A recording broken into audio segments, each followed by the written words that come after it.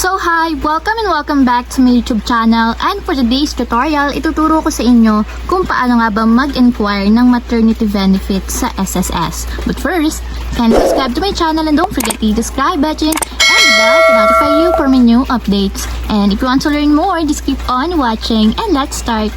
So yan, for today's video, gagamit tayo ng any browser na pwede nyong gamitin sa inyong mobile phone. So ayan, ang gagamitin ko is Google Chrome browser. So i-open ko na yung aking Google Chrome. Then pagka-open ng Google Chrome, pumunta lang tayo sa search bar. Then dito isa-search natin is yung SSS website. So ayan, ito yung pipiliin natin. Yung pinakang nandito sa unahan, yung nakalagay is www.sss.gov.ph. So itatap natin itong website na to. And dito tayo magla-login ng ating account sa SSS. So para sa mga wala pang account sa SSS, meron akong tutorial na nasa description box kung paano nga ba gumawa ng account sa SSS website. So since nga may account na ako, ang gagawin ko na lang is ilalagin ko na lang yung aking account dito sa SSS portal. So itatap nyo lang dito is member login kapag meron na kayong SSS account. So tap lang natin. Then, lalagyan nyo lang dito yung user ID and then password ng inyong SSS website. Then, after nyan, pagka-open ng inyong account sa SSS website, ganito yung lalabas. So, para makapag-inquire tayo ng ating SSS maternity benefits, hanapin nyo lang dito sa taas ng tab yung inquiry. So, itatap natin dito is yung inquiry. And kapag natap nyo na yung inquiry, hanapin nyo lang dito yung eligibility and then yun yung itatap ninyo. So, tap nyo lang yung eligibility. Then, after nyan, dito naman sa eligibility, hanapin nyo lang yung maternity na nandito sa pinakang lower part. So, yun yung itatap natin, yung maternity. Then, after nyan dito, pipila pa natin yung information about sa maternity eligibility ninyo. So, to inquire for maternity benefits, enter the required information. So, ilalagay lang natin yung information kung kailan tayo na-confine nung nanganak tayo sa maternity natin.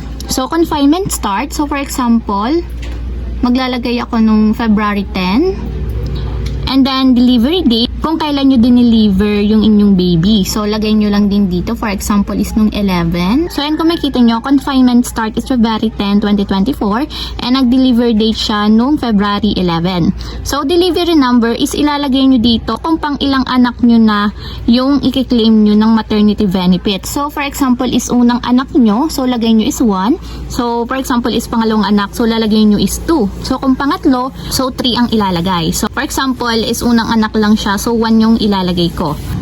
Then, dito naman sa delivery type, ilalagay nyo lang dito kung normal, cesarean, abortion, miscarriage, normal cesarean, normal cesarean. So, pipiliin nyo lang dito kung ano yung delivery type ninyo.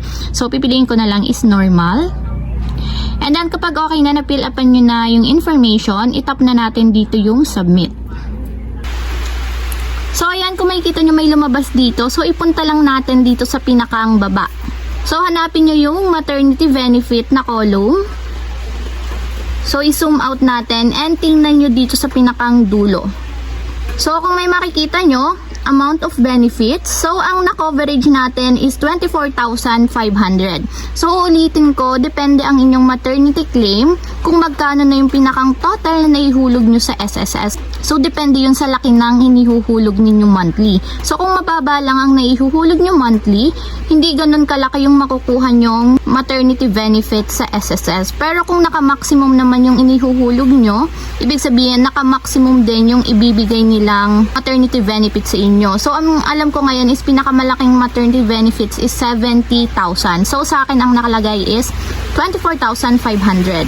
So, kung makikita nyo, naka-cover siya. Number of days claim is 105. Ang daily maternity allowance is 233. And yung pinakang total niya is 24,500. So, cover siya ng 105 days and 233.33 pesos ang pinakang daily allowance ng maternity. And then, 24,500 pesos ang pinakang amount of benefits. So, ayun lang guys. Ganun lang kasimple kung paano nga ba mag-inquire ng maternity benefits sa SSS. If you have a question, can comment down below and don't forget to hit the subscribe button and the bell to notify you from a new update. And thank you for watching! Living life, every day, late at night, not okay.